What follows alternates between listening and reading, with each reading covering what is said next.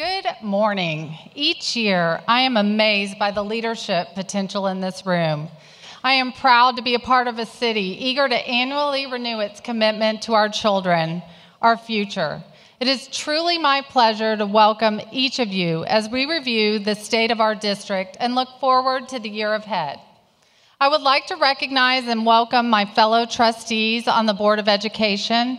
Trustees, please stand as I introduce you.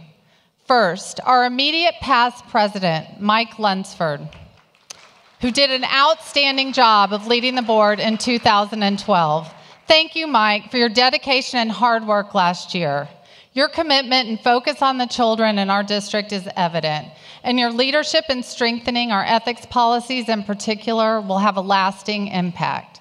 And our other board trustees, Manuel Rodriguez, Paula Harris, Larry Marshall, Harvin Moore, Juliet Stepech, Greg Myers, and Rhonda Skillern-Jones.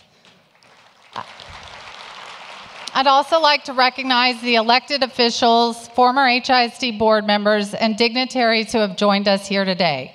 If you'd please stand when I call your name.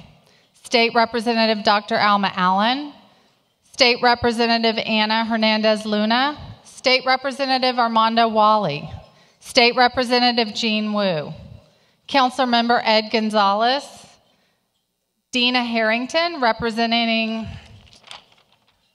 State Rep Jim Murphy, Diane Parlapiano representing Senator Dan Patrick, Amanda Jensen representing Senator Joan Huffman, HCC board members Bruce Austin, Sandy Mullins, Eva Laredo, Herlinda Garcia, and Yolanda Navarro Flores. Former HISD board member Paula Arnold, Diane Johnson, Lori Bricker, Steve Smelly, and former HISD superintendent Dr. Billy Reagan. If there are any other current or former elected officials here who I missed, we want to make sure we recognize each one of you. We truly appreciate all that you do for our community. And last, but certainly not least, it is my pleasure to introduce HISD 2012 Teachers of the Year, who both happen to be from my district, District 1.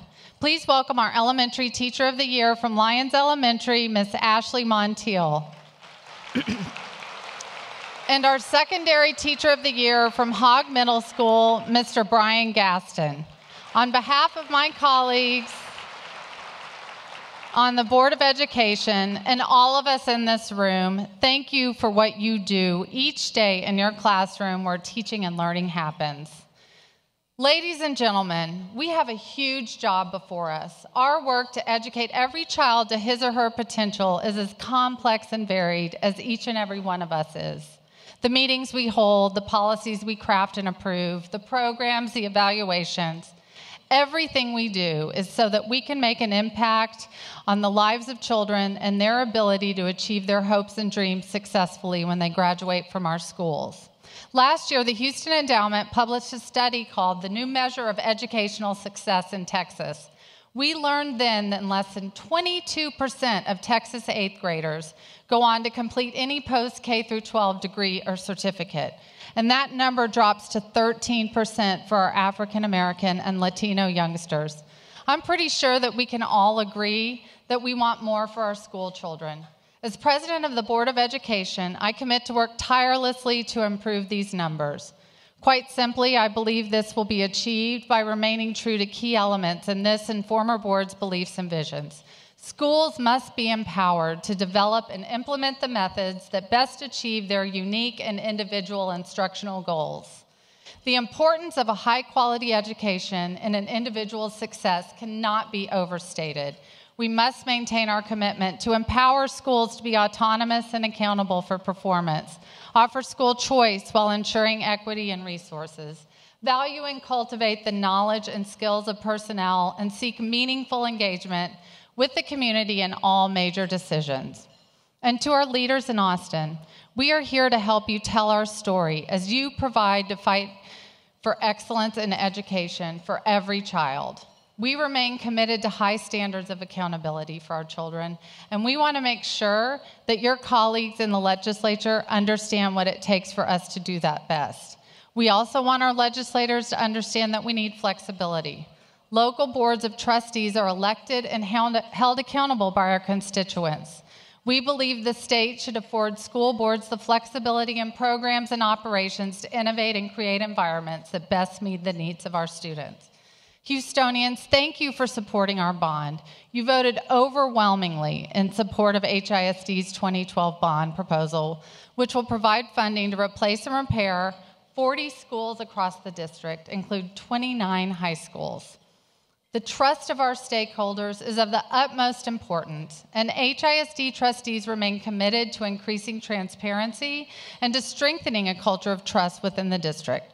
We pledge to be good stewards of your tax dollars, and as we move forward to build new schools, I'm confident my colleagues on the board are as resolute as I am to use these funds wisely, efficiently, and with the utmost integrity. Finally, I'm a huge fan of Brené Brown, a fellow social worker, accomplished author, and researcher from the University of Houston. The title of her newest book, Daring Greatly, comes from a famous speech by Theodore Roosevelt, Citizenship in a Republic.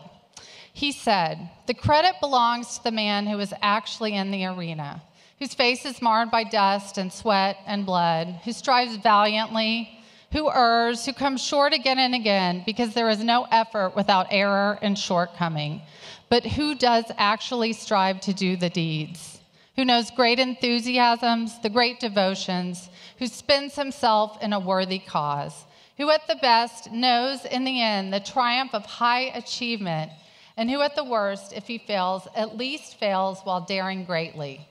Brown, who has spent countless hours in her research with regular people like you and me, observes, "After doing this work for the past 12 years and watching scarcity ride roughshod over our families, organizations, and communities, I'd like to say the one thing we have in common is that we're sick of feeling afraid. We want to dare greatly. We're tired of the national conversation centering on what should we fear and who should we blame. We all want to be brave. I have observed that every day courageous teachers and school leaders dare to achieve greatness. Thank you for being the ones in the arena for our children." Now, as you finish your lunch, you all have cards that tell a story of a different student, one that maybe you have touched in your work. Please share their stories and talk about how you would define greatness. Thank you.